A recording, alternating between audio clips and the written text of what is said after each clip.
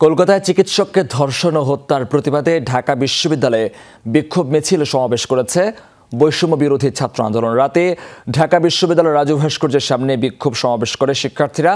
এই সময় বক্তারা বলেন, ভারতে মৌমিতার সঙ্গে যা হয়েছে সেটা চোখে আঙুল দিয়ে দেখিয়ে দেয় সমাজে মেয়েদের অবস্থা কোথায় গিয়েছে। ধর্ষকের কাছ থেকে নারী, পুরুষ কিংবা বৃদ্ধ কেউই মুক্ত নন। তারা বলেন, ধর্ষক কখনোই মানুষ হতে পারে না।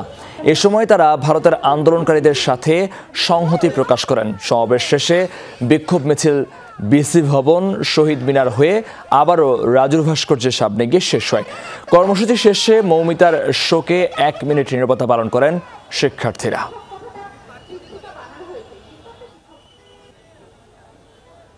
কোন ধরনের মানসিকতা মানুষের মধ্যে তৈরি হলে আরেকটা মানুষের সাথে, সে নারী কিংবা পুরুষ, আরেকটা মানুষের সঙ্গে এই ধরনের কাজ করতে পারে? এখানে তো আসলে নারীদের ধর্ষণের কথা।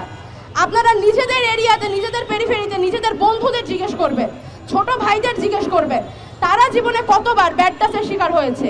একটা বাচ্চা ছেলেকে জিজ্ঞেস করে দেখবেন, তারা জীবনে কতবার বলাৎকারের ভয়ের মধ্যে দিয়ে গিয়েছে।